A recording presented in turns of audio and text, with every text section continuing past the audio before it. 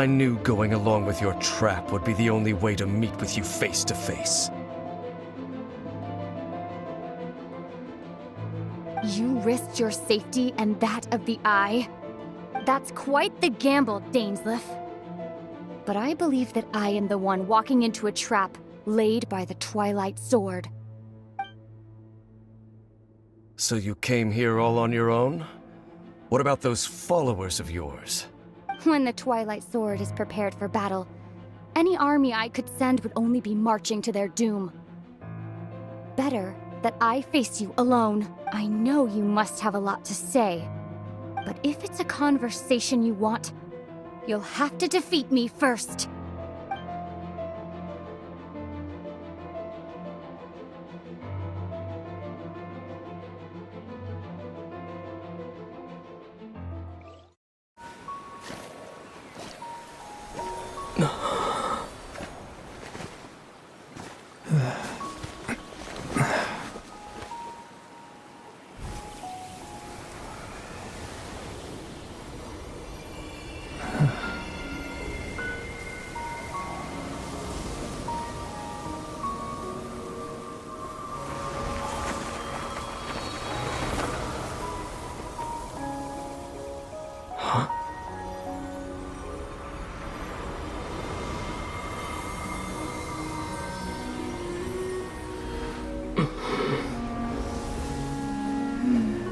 Looks like I was too late to see Caribert one last time.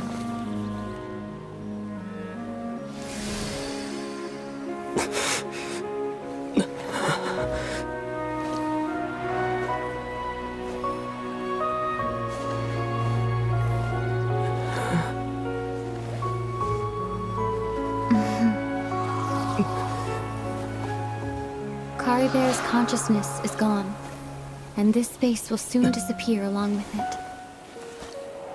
Neither of us belongs here.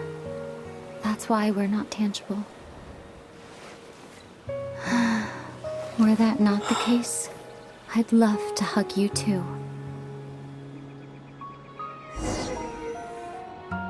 Well, how about a conversation?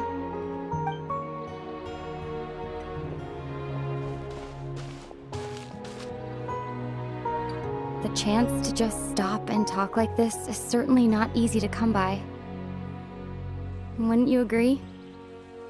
That battle earlier was tough. The one against Dain, I mean.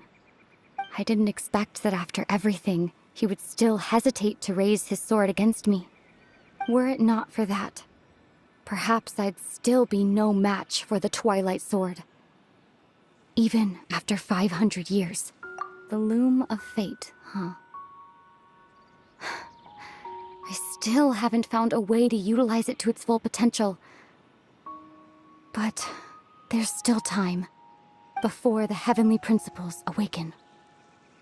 Yes, for 500 years now, ever since the cataclysm in Conria, there's been no sign of activity.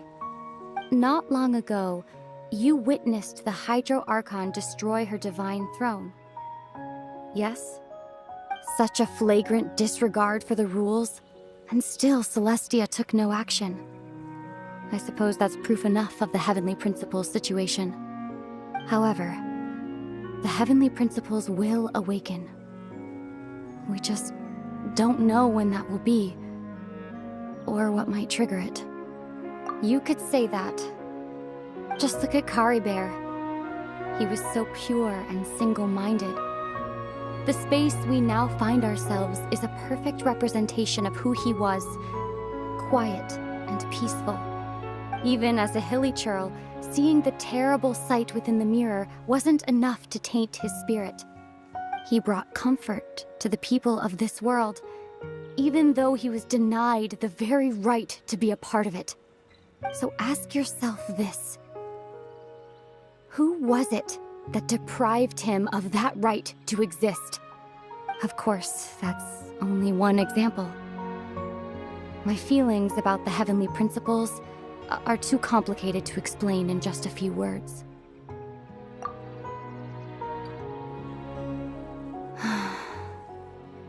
Ether?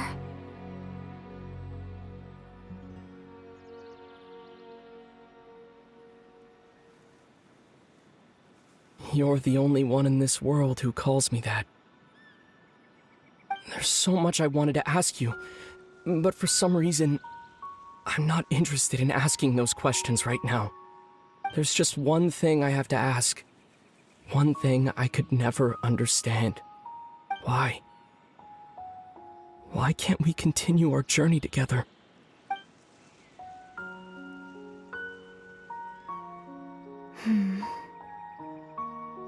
At the end of my journey, I arrived at a place known as the Sea of Flowers at the end. Do you remember? A long time ago, when we traveled between worlds together, you told me you wanted to find a place in the universe where that one flower was in full bloom. To have a place like that suddenly appear before me. Well, would you think of that as a coincidence? You mean... I miss you too, Ether. But as this war continues to rage, and as I continue to seek that final answer, I don't even know how to face myself sometimes, let alone my own brother.